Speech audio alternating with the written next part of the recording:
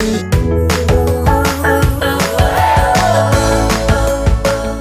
everyone, welcome to Girl Talk. This is your host Andrea, and today is a very, very special episode because we are celebrating Women's Month. So yes, ladies, it is our month and we have every reason to celebrate.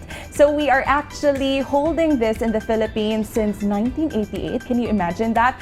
Since the term of President Cory Aquino. So this was done in order to honor women's roles in the society. So our special guest for this episode has indeed a very important role to play to the community, especially to her fellow women. So let's all welcome the newly elected president of the Integrated Bar of the Philippines Cebu chapter, and she's also presently the Cebu Lady Lawyers Association, or CELIA, Vice President, Attorney Cheryl Pamela Palacao Condat. Hi, Attorney Pam. Hi, B. A good day to everybody, no? So, oh my God, I feel tense. This is really exciting. So, happy Women's Month to all ladies out there. Yeah, so actually, for just to share to all of our viewers, Attorney Pam, we actually first met each other sa Vagina Monologues, yes, right? Yes. Was this last year? Last year. Yes. Yeah, it was actually one of the biggest event before the pandemic happened. As in, diba? So that was actually the first time that I met you. And you performed one of the mga intro monologues, no? Yes. I think I was the third speaker. I was really nervous because that's my first time to do vagina monologues, and oh my God, I can still remember my piece actually. Try. Because you did hair, right? I did hair, I think, for 2 times already. Wow! So memorize na jud. Memorize na murag. Kay murag you keep on doing it, and at the same time you keep on hearing your fellow vagina warriors perform it every year. So kuan na nimo siya ma-memorize by heart. Yes, true. Because I printed the monologue in the door, and then I forgot to take it out. And then one time I just passed by, and then I look at, oh, it's still there, and then I can still memorize everything. Diba? And that was last year. Oh, So we put it inside our hearts, Baya. And in fact, in one of our next episodes for Women's Month, we will also be interviewing the team behind Vagina Monologues. So we will be having Miss Sarah, yes, Charlie Sarah, later on, and there will also be some performances in the show. So that is something at ngan gyud natong tanan, especially sa atong mga viewers nga mga kababainhan. And we're also doing actually another TVM for this year, but it's virtual. So at nga na nilang tanan. No? Oh my God, so I am excited. Okay, so back to your role sa CELIA attorney and at the same time sa IBP Cebu chapter. So unsa man atong mga services nga ma-offer sa mga kababainhan sugdan nato sa IBP sa Cebu chapter, because this is actually your 4th term as an officer, diba? Yes. So unsa man atong mga ma-offer ngadto sa atong fellow women? Okay, in the Integrated Bar of the Philippines Cebu chapter, I am actually the chairman for Women and Children Committee. So we get invited sa mga to speak about VAWC, anti-sexual harassment. So also children related laws. So for example, kanang anti-bullying. So I'd like to mention that last year, before the pandemic, we were able to complete the entire Lapu-Lapu for anti-bullying campaign. So just imagine, every school we have 2 speakers, morning and afternoon, and all lawyers giving out their time for the cause. So those are examples. So the IBP is not just there for the members, but also to be a positive partner to the community. So we wanted to change the common perception of lawyers na mga malditami, mga isugni, na andun na siya. So we are like that, true. But it depends on circumstance, like everybody ba. So if we are in court and it depends on what incident it is, so mugawas jud na ang imong attitude, di ba? When the situation calls for it. Yes, but outside, so we are really we are kind, we are generous, and honestly, lawyers are one of the most generous people I know, good. That's because, true. Yeah, kanang, you can ask us consultation even through, if we're friends, you can just message us and we'll just give you our knowledge right away. We don't kanang keep it ba. So just imagine getting that peace of mind immediately because you know that what you didn't do anything wrong and you got that free consultation right away. So makasulti ko, lawyers are generous, and the IBP is the tool for us lawyers to give out that generosity. The IBP is actually kanang ang lawyers manggod because we don't kanang we grandstand in court, but we don't grandstand what we do for the community. So that's what I keep on telling our members na it's not because nang hambog ta because we're giving kanang gifts, we're giving charity. It's because we wanted people to know that we are your partners. That's why I tell them, ayun ninyo itago if you give away books for a school, if you do charity works. Kay actually the purpose of that is for others to follow, and it will change the perception of some people about us. So, muna siya ang role for the IBP and for the Cebu Lady Lawyers So Association. what makes it different from IBP ang Celia? Okay.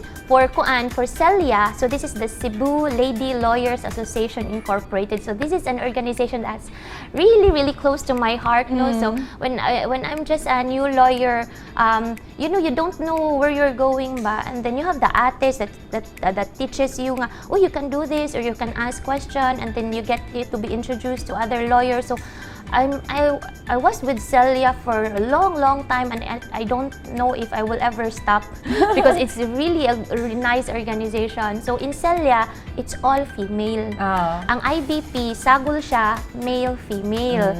And then, so in Celia, actually, we have other gender because kanang kuan man siya, we give them honorary positions because they help us out with For transgender women. Yes, and even men because they help us with kanang kuan. They help us with our projects. So we always get them to speak for our symposiums or our seminars. Nga, maikog na kaayo mi kay, for example, Justice Ingles of the Court of Appeals is always supportive of our project. So kanang we always invite him and he is always there. So like that ba kanang inana nga klase nga mga tao, we always recognize them because they are very helpful. So with Celia pod, so our vision is to provide legal knowledge to the grassroots. So we go out kanang pinakalayong lugar, kanang daan bantayan, pinamungahan, Argao, muadto ta dito magdala mi og projector and laptop, and then we will give seminars for free. On what topics man yan? Usually, VAWC gina anti-sexual harassment, anti-bullying, and then what else? Trafficking, child abuse law. So, ano siya? And then online sexual exploitation, no? Yes. So that's Celia. So the thing with Celia is kanang it is close-knit. So when we ask for speakers, sayon lang ang pagkuha sa Celia og speakers. And then Celia was able to get a lot of kanang network ba. So they have a TV show, a radio, and so many things that the IBP may not have the power to do that Celia can. That's why I am involved with the two organizations. So busy kay mong kag, attorney. You're also a wife, a mother of 2 kids. Lagi. So kung siya, nalingaw lang siya go, I enjoy doing what I do, good ba? Kanang, it has become for others, it's their hobby is to kanang, watch Netflix or go shopping, and that. So, civic activities has become my hobby. Di na ko mahimutang kung wala ko'y buhaton ba nga. It's what energizes you. Yes, no. It's the value of helping that doesn't diminish. Attorney, since nahisgutan naman nato ni ang imuha kaning VAWC cases, you are also a volunteer, attorney, no? What do you call this? The Legal Alternatives for Women Center Incorporated. So speaking of VAWC cases, attorney, unsa man kasagaran nga mga VAWC cases ang imong ma-handle specifically din sa Cebu? Okay. So actually, there are many types of abuse, no, for the knowledge of our viewers. So it could be economic abuse, which is one of the most common. Kanang way ayuda. Way ayuda, yes. And then psychological abuse, and then physical abuse and sexual abuse. So that's 4 under the VAWC, or Violence Against Women and Their Children law. So this is a really new law, kay 2004 pa na siya di.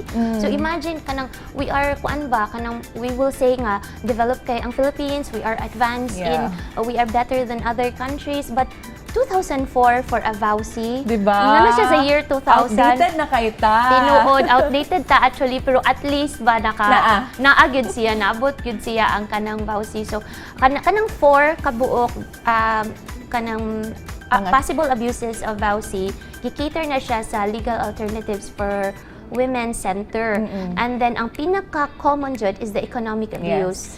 Yes, and then the physical, the psychological, and the sexual, dili kaayo, especially the sexual, kay because of the Philippine setting, conservative, women are scared to say that, you know, I got abused by my husband, even if we're married, because they feel that they will be judged. So usually, sexual abuse is just, you know, it's in the bed and it's hidden for everybody. It's always swept under the rug because of the stigma. Yes, that's true. So that shouldn't be the case, but at least the trend now is for women to speak up about their rights.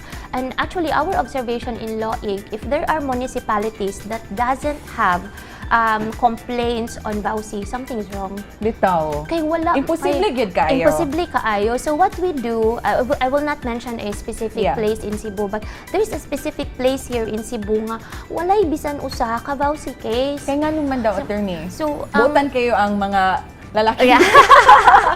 Buta naman ang mga boys, no? Pero kuan siya, we don't believe because kanang knowledge is power, manggod. So most likely, the female residents there are not knowledgeable of their rights. And then, or perhaps, they are, because they have no knowledge, they don't have the courage. So, ang Law Inc. and Celia and IBP will go to that locality and we will teach them nga dili pwede nga dili ka tagaag suporta, dili pwede nga pugson ka pakikilawas, dili pwede nga kulatahon ka, dili pwede nga dili ka uliun og usa ka puwan, nya balikon ra kag usa ka adlaw nya dili na pud mo balik. So we tell them that because that's when they realize that okay, kuan dito sayop jud ay ito, and they believe ba that it's normal to hurt them, it's normal for them to find means to kanang feed 5 children while their husband is away with another woman. So mo na siya amo ang what we always teach girls, even girls gani high school, college, we teach them about VAWC as early as that age so that they will be empowered, diba? So when they are in a relationship, they will know that it is not good for my boyfriend to harass me, to threaten me in the chat, because we already taught them that. So we have this power of one rule man gudi in kuan among we teach one and then you will teach another, and the other one is have another. The other one will have the power of one, and then you will teach another one. So you have to pass it on. Yes, we don't request you to pass it on to 5 people. We just wanted you to, just one person is enough as long as that person will tell another. So that's the power. So nag-una gid ang economic abuse, attorney. Kay hinuon ang the mothers especially, if you have children to feed, di man sad gid ka magduha-duha og reklamo nga kinahanglan jud namo ang ayuda kay unsa na lang unsa koy pakaon sa imong mga anak. Diba? So this is one of the issues nga they are not hesitant to complain about. Kaning psychological abuse, attorney, unsa man ni? Does it come in verbal abuse? Yes.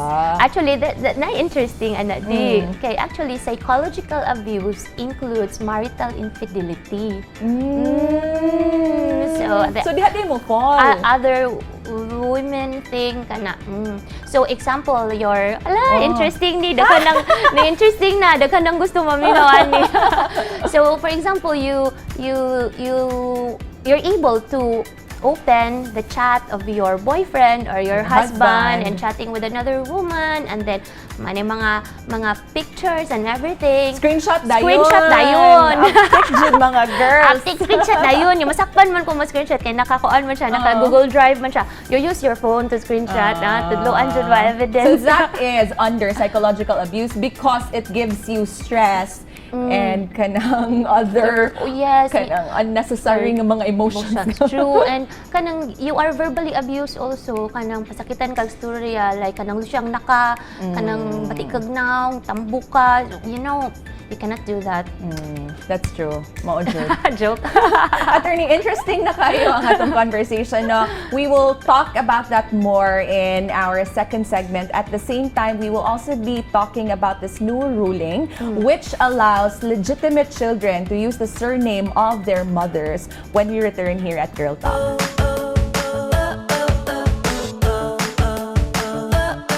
You are still watching Girl Talk and we are still with Attorney Pam to talk to us about different legal issues concerning us women. So Attorney Pam, ganina na-mention naman to nato no kaning psychological abuse. So aside from infidelity, psychological abuse sad gihapon na kaning verbal abuse. Yes. Natawagon nimo imong asawa nga natulo siya. Yeah, dili na pwede. Pero it also goes the other way around, diba? I want to clarify lang na kay basi mingon sa atong viewers bang hala gitawag ra ba ko, so that's abuse. So di pud because in a relationship naman sa tay sungog. So it's really up to the victim how much she can tolerate. So ayaw dayon og lahos og kanang pablatter. Pablatter na din ko kay gitawag ko losyang. ayaw sa. So it also depends, pero if pwede sa ninyo ma-settle privately, no, na when you set the standards ba with your partner nga you cannot do this to me, mas maayo sad good para mas kanang smooth sailing ato relasyon. So kuan gid siya kanang you cannot let the men manggod kanang realize for themselves nga I did something wrong, and especially dense kaayo ang mga laki in general, diba? So women, you have to speak out nga habi bad imong gibuhat ha ako ganahi ato. So you cannot do that again. Kay ang sunod piti na ka sa lawing na ta magkita. Joke. So but in short, you have to speak up. That's true. Sige, moving forward, attorney, ari na sad ta sa laing issue. Bag-o ni siya nga trending issue, especially online. Yes. Daghan kong nakit-an nga mga ni share ani sa link. So there is a new ruling which allows legitimate children to use the surname of their mothers. Can you elaborate on this? Unsa may nahitabuan ni attorney? Actually, interesting jud kana siya nga kanang case just promulgated this year. So kuan siya, this is a GR number 216245. Then kuan siya, it's Alanis III versus Court of Appeals. Ako jud siyang gi-memorize. Because it's really hard to memorize cases. So kuan siya, ang situation ani is that this is ang ni petition adult na, dili na ni siya bata. And then iyang parents nagbuwag since kuan pa 5 years old pa siya. So, iyang mom ang nag-rear niya hantod na dako siya. So, it didn't mention in the case that the father abandoned him, but it didn't mention at all ba. So, it could be there might be visitorial kanang rights exercised, but para sa iya ha, he mentioned that it's the mom single-handedly raised him. So, kanang muna siya ang naka-special aning nga law. I want that to be kanang discussed first because others will just say ba out of whim nga, mas tindot man ang apelido ni mama, pwede si mama lang akong gamiton na apelido. You cannot do that nga, kanang ganahan lang ka nga sa imong mama apelido because it's better sounding. Diba? Kay that's not the case. When we apply the law, it must be dili siya generic. Na siya gisundan nga case and the circumstances in the case. So in this situation, Mr. Alanis presented a lot of evidences nga ang yung gigamit nga apelido is the Balyaho. Yes, Balyaho. So Balyaho is the last name of the mom. Yes. So ang iyang gusto mahitabo ang maiden name sa iyang mom iyang gamiton.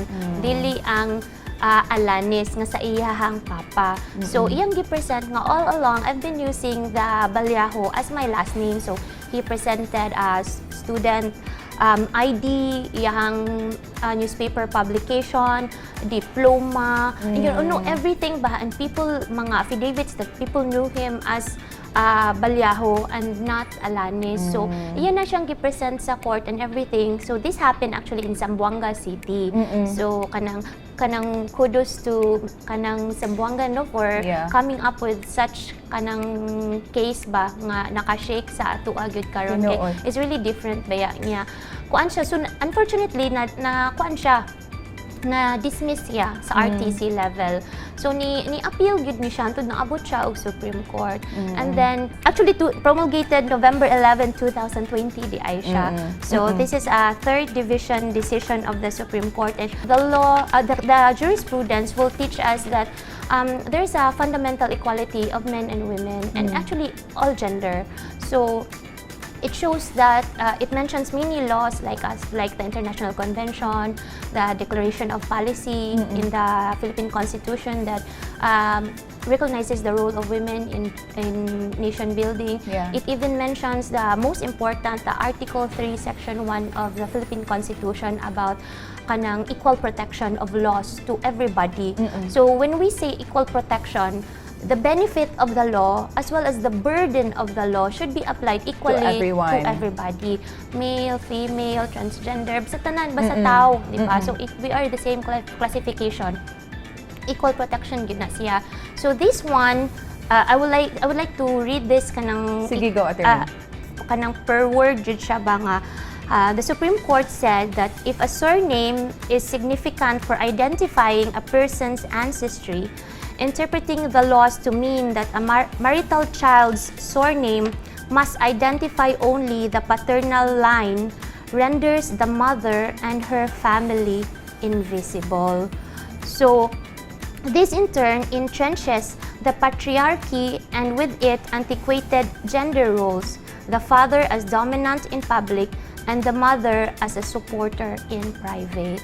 So, diba? So, it's actually really nice because kanang the more pa jud karon ba nga nisikat ni siya nga promulgation nga duol na kaayo ang Women's Month. Kay last month man ni siya nasigigawa sa social media. Kaduha man ni siya gideny ang iyang plea, attorney, no? So, what I also, since you already mentioned, imo tong gibasa, and this is also quoted by news articles nga the Supreme Court emphasized how the previous rulings has further encoded patriarchy in our country's system. Ilang gingon, patriarchy becomes encoded in our culture when it is normalized. So the more it pervades our culture, the more its chances to infect this and future generations. Yes. So, nindot yun kayo because this really goes to show that we are moving forward. Although we are lagging behind, but at least we're going somewhere. Yes, and if you can observe with the kanang economic kanang development mga rapid kaayo, women are actually taking on big responsibilities nga murag kanang it's kanang you are the mom at the same time you're the father, di ba? So kanang I am this is a really nice case kay the son is recognizing the efforts of the mother nga kanang you gave me life, a sole caregiver, and you raised me and you're alone, so why would I give my name to my father when it's you who was there? Per question, attorney, in this case, he did this because he wanted to honor his mother, diba?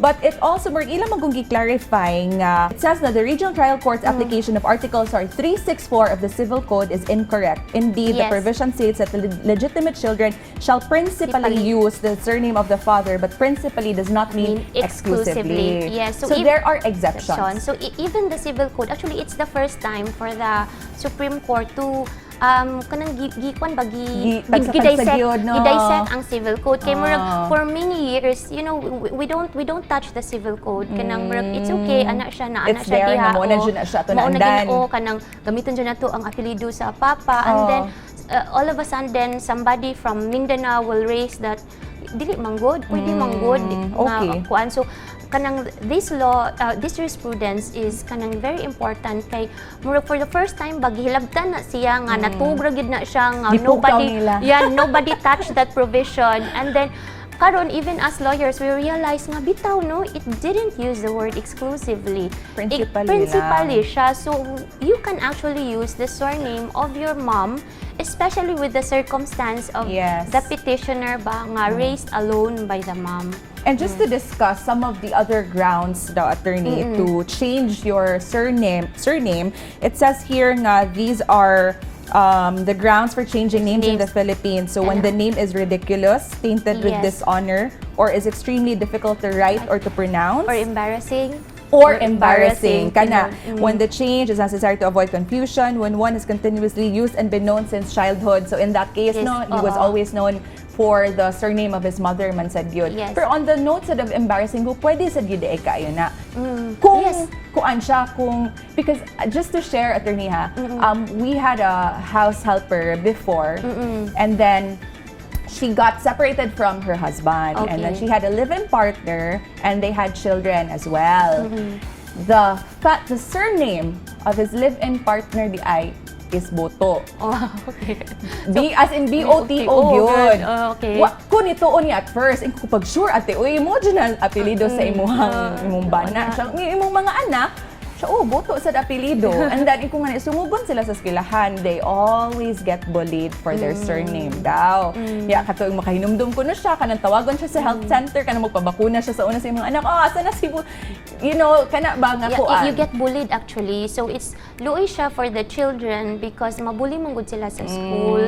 So, actually, to share lang, my mom is a midwife. So, I follow, I think this is where my advocacy comes from. I accompany my mom everywhere when I was a child. So, makakita dyan ko anong mga names sa registration sa bakunahan. So, kanang Buto, Utin, Bilat. Actually, those are real last names. Tinuod? Yeah, seriously. So, makana ko la, they okay na sila, ani. But when you're poor, sad, you have no knowledge of the law, nga pwede po diya usabon, and even if you have knowledge, you don't have the money or you don't have the time to go to the public attorney's office. You just let it be ba, and then luoy kayo ang mga bata. The bata yun, most they get especially. bullied. Yeah, so tinuod yun na siya. And then there's even a kuan. I remember there's a TV show that features this last name. Kay ni request yun ang family to change the name kanang Gahasa. Gahasa ang ilahang apelido. So, of course, people make fun of you if that's your last name. But it depends siguro sa place where you live in, no? Because, diba, like, for example, Buto or Otin, in other countries, it doesn't mean what it means here in Cebu. True. So, in that case, because they are Tagalog speaking and then the last name is Gahasa, they really have to change it. So, most of siguro depende jud siya sa actually sa lugar. And it's nice nga that we already have these options, especially as what you said, especially katong mga members of our marginalized communities, attorney. Is it generally expensive to do so? Well, there's a public attorney's office.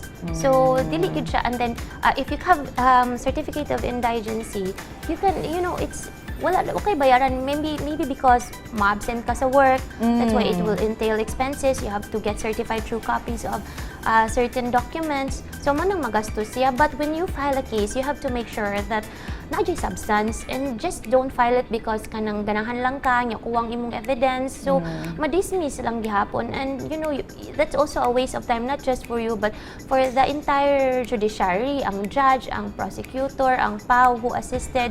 So, kung hashason sana siya daan if pwede ba siya i-file actually. Pero you can always go, if you ask if it's expensive, there's public attorney's office. And for VAWC, is it expensive? Yes. There is legal alternatives for women. And then, of course, the police, they help us with a complaint. So, kung siya ba, it's, in this time, there is no reason not to speak up or not to file a petition if naalan jud kay courage to do it. Yes. Later on, attorney, ato sang hisgutan, ang lain na sad kay nga interesting nga balaod. We've already tackled about this ruling allowing legitimate children to use the surname of their mothers. This time sa mga bastos diha o bawal bastos law, ato sa nang hisgutan when we return here at Girl Talk.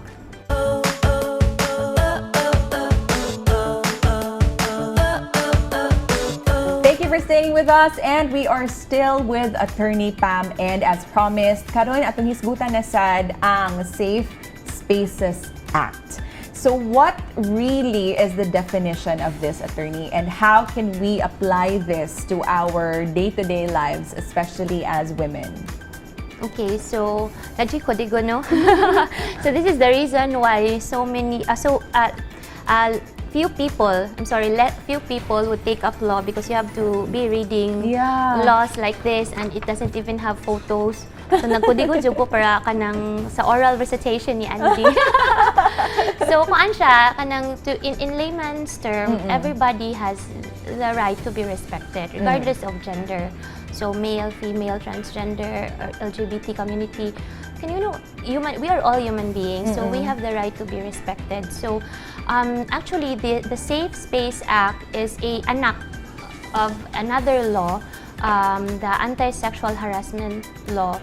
But the anti-sexual harassment law is specific only to work, training, and education. So the school setting and the workplace. Yes. So in that setting, there is hierarchy. So that's why abuse happens. So the legislative found out that what if the one who violates or who commits the crime walay kanang moral ascendancy. So what if it's the teacher and then it's the student who harassed the teacher? So where will the teacher go? Asa man siya nga gi-abuse siya, and then the anti-sexual harassment doesn't apply to her, okay. Diba? So what if it happened outside, for example, in the PUJ or in the waiting shed while waiting for the jeepney or the taxi, the Grab, and then somebody will catcall, will whistle, will even touch your, like pak, kuan lang ka, ma-shock na lang kanya. Di sa tingog kay basin na yung mga kuyog especially when you're alone, the courage is really lesser compared when you're with a group nga, pwede pa na ninyo tabangan og away, diba? So ang ending in town, ang the victim, by the way, the victim in safe spaces can be male, can be female, can be LGBT. So anybody can so be all gender gini siya. Yes, all gender siya. So kanang ang kwan lang gid ani is nabastos ka. So mo'y nakanindot with the Safe Spaces Act because it is broader in definition compared to the anti-sexual harassment. So when we file a case, we have to check if there's moral ascendancy or not, because if not, then we go for the Safe Spaces Act. So this is a really good law, and I think for everybody, you should read the law. It's really short lang. Yes. You can actually go to YouTube. There's so many. You just type explainer videos, everything. Even kanang mga anti-terrorism, mga the mga drugs, mga laws, VAWC, everything is actually in YouTube. You just have to check it there. Why would we want you to go there when when there's a case that would be money for lawyers, diba? Pero in the end, manggod, the role of us lawyers is kanang to provide justice, and as much as possible, we don't want injustice to happen in the first place. Yeah. That's why we want you to know so that you will not abuse or commit a mistake. So for example, this is a very common jud siya kaayo di na kay kanang crush, and then your crush will post a beautiful photo of her na she's really sexy, and then naka-swimsuit, and then you will kanang make a comment there, and then all your friends will start ganging up in the comment section of your crush's post. So that is already punishable under the Safe Spaces Act. Yes, it depends on the content of the post. So it's always good kanang how the content is kanang type ba kay basin sensitive ra kay kastanan niya kanang gwapa kay mong feeling nga kanang ibo kay nila nako nya dili ra di ay to pero kung gibully naka online. Yes, so kana siya kanang violation na gid na siya. So I want this out because our young generation are very irresponsible in using social media, and mao jud ni magtangag nga kaso ninyo guys kanang Safe Spaces Act. Another example would be there's a beautiful photo again of this person, and then you grab that photo and then transfer that to your group chat. So in your group chat, let's say you have 20 people in your group chat, and you start talking about this person, diba? So that is already a violation of her right to be respected, or his right to be respected. So there's no problem if that person will not feel offended. For example, it's always good on the side of the victim. Yeah. Because if she likes the compliment, if she likes Ni that, bagay, yeah. so ganahan siya, gi-commentan siya diha, that's no problem. There's no Yes. violation. So the violation happens when the victim is already offended. So diha yun siya ma-determine. And then another thing po is kanang if there's an evil intent. So naakay intention ba to I will hurt this person. So kanang kuan or na bastuson ko ni siya kay kuan kanang or your act ba will result to kanang pangbastos sa iya ha. So kuan siya kanang importante kana to see the intention of the person doing the act also. So there's so many examples ani sa baita sa tong kodigo ani di. Because let's read, attorney. Unsa Yes, man yes. siya ang kaning mga binuhatan nga pwede siyang ma-punish Yes, or so can be considered as an offense? It's in section 4 just to catcalling. Yeah. So kana mo ginay pinaka common jud no. So I think ang Hi, chicks. kanang kuan nagani ka ng hubagang ati. Dili mo naman ang kanda. Dili na siya. Dili na siya pwede Di na siya ha. pwede. Dili na siya pwede na mo agi. Hi chicks, tagay ko si mo number. Yes. Kidaghan gid bito nakabutang din attorney for acts such as cursing, wolf whistling, catcalling, leering, and intrusive gazing. So kanya mututok ka. Mututok ka, dili na siya pwede. So, kung ang problema sa ana lang, mo-joke lang tagamaya. So, depende po siguro og ang gitutok kay nakaganahan po siya gitutukan, di ba? So, okay, crush na ako gitutukan ko. So, there's no violation. Yes. Ang problema pag tutok nimo kay na-offended siya. So, you also have to kanang see ba nga for the males out there nga naay planong mo court. So, tanawon sa ninyo kung bastos na ba ni? Yes. Did I cross the line? And have you offended the person already? Yes. Oh. Kani sa attorney no, cursing, unwanted invitations, misogynistic, transphobic, homophobic, and sexist slurs, persistent unwanted comments on one's appearance, relentless requests for one's personal details such as name, contact, and social media details or destination, the use of words, gestures, or actions that ridicule on the basis of sex, gender, or sexual orientation, identity, and expression. And kuan siya attorney, ang gibasa din the first offense shall be punished by a fine of 1,000 pesos. Second offense is 3,000. Yeah. And then magka-increase siya. I think 10,000 ang pinakakuan na ang the biggest. Yes, the biggest, oo. Yeah, kani siyang lain attorney, Pero making offensive body gestures such as exposing private parts for the sexual gratification of the perpetrator, harassing, threatening, or intimidating the defended party, including flashing of private parts, public masturbation, groping, and similar lewd sexual actions. Yes. That mo good ko experience when I was in college. I nako sa sud sa among campus, and then a vehicle stopped by and there was a guy who rolled down his windows and he called me. He called my attention, so I niduol ko because I thought that he wanted to ask for directions. Okay. And to my surprise, he opened the door of the passenger seat and he was masturbating. And I was shocked because I was alone. Yung ako kabaon sa kong buhaton and I was still very young. Na-shock lang ko. And like what you said, when you're alone, you don't have that much courage compared to if you're with a group of friends. So I just, mura ko na-shock ko and then I ran away. And I didn't do anything about it because mura ko na-blanco.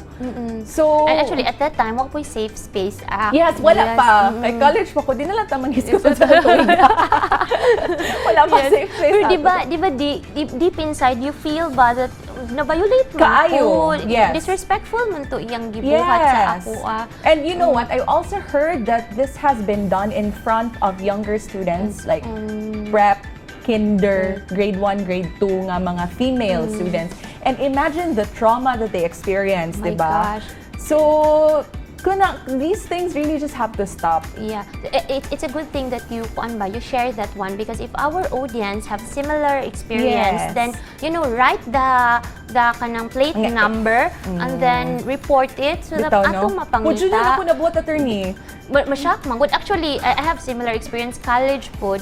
So, in my college school, pwede ba mention ang school? In my college school, there's a kanang donut place across. And then known dyan na nga donut place nga naagi mag-masturbate in the second floor. So, kami na murag it has become a kanang thing with all college students nga makakita na lang gyud sa niya nga guy nga manaog ra sad kanang mag-CR. Kung wala ninyo siya gi-report. Murag daghan na kay ni-report niya and then kwaon siya police and then mobalik siya in that same place. So murag kami tanan murag ana jud na siya murag igabot sa first year amo na lang i-educate nga naa jud na diha ay na lang mo diha og kanang kuan kaon or kuan sa na ana. Kayo kay kita kinahanglan mo adjust. Yes, true. So dapat jud gidakop siya and then na-priso siya. Wa man mo file og complaint. So for kuan lang for just to educate our viewers. So if this happens to them, what should they do, attorney? Yes, so first is syempre you have to protect yourself. Get out of the place and then kanang remember dayon the evidences, the face, if nakaila ka, the plate number. So kagather kag evidence ba with our cell phone, take photos, diba? And then you report it with the police. So you have to do if you're a woman, you will go to women's desk. And then you will be given a schedule for the pink room in Vicente Soto where you will be assessed how much trauma you experience because that will be used later. And then our police will assist you with filing of the complaint. And then ang importante lang yun, just don't stop na ni-report ka. I-file yun ang complaint.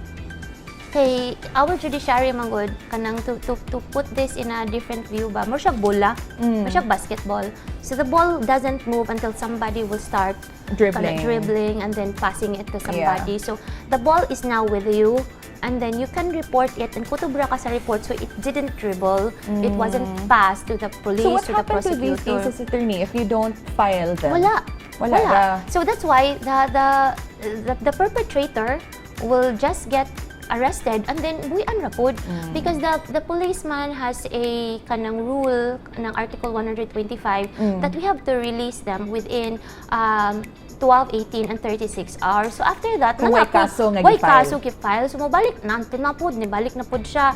It's because igo ra man ka ni report and you didn't continue passing the ball to the prosecutor. So it's like that. But how do we shed light on the mindset, attorney, that filing a case is number one, hassle and expensive?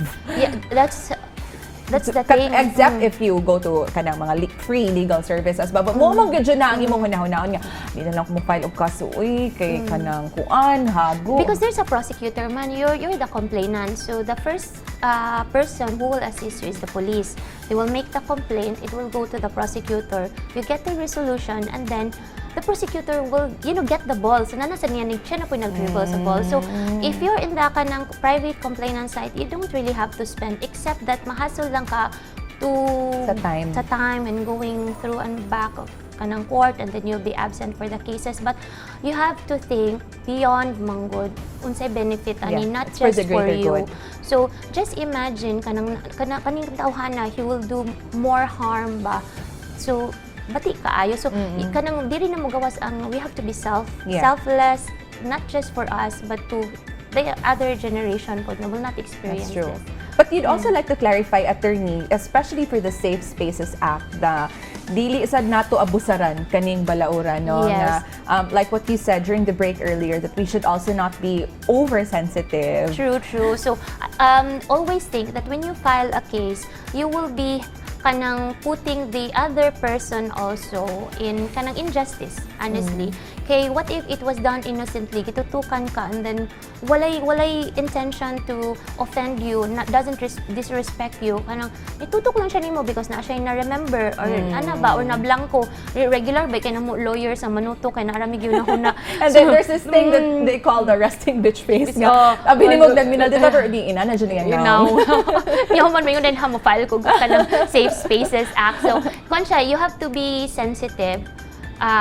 Unsa kaha sakto ba kani akong gibuhat, no? Not oversensitive pod kay ang ending ana, instead nga you are asking for justice, you are the one actually perpetrating injustice to another person, and filing a case is really burdensome, so you have to think about it good. So, I wanted to emphasize nga kanang online, actually, ganahan jud ako siya kay to make our viewers responsible users of social media. So, walay prescription if it's an online violation of the Safe Spaces Act. So, what's prescription? Prescription is more siyang period ba nga makafile kag case. So, after that, it will expire. Yeah. So, the thing with online is that it doesn't expire, because once you send it out, It's it will there be forever. it will be replicated, it will be downloaded. So wala siya, there's no prescription for that. So if you will say, yeah, I abused this person before by posting something nasty online like 10 years ago, well, Watch out. watch out. It doesn't mean that it was 10 years ago that you will be safe na. So you have to be careful what you post online and what you comment online also. So dili jud ta pataka og tuplok diya sa keyboard, Keyboard. attorney. Attorney, before we end, what is your message to the fellow women who are watching this right now? Okay, thank you so much, viewers, for watching. I hope you learn a thing or two. And this is our rule, the power of one. Whatever you learn here in the show, you have to tell somebody who wasn't able to watch the show. But better, click the share button and send para kanang siya nalay mo tanaw sa show, no? So there's so many things, there's so many laws out there that is beneficial to us women. It is up to us to speak up and use this law in our favor. So happy Women's Month to everybody, and let's continue to strive and make a better world for not just for us, our family, but for everybody. Yay! Thank you kaayo, Attorney Pam. Oh, thank I you, learned a lot Dee. and I enjoyed our conversation. Lagi Thank you so tabian kita. Dapat ko on 3 hours na yung show. But thank you, Attorney Pam, for being so generous of your time and your knowledge and your expertise.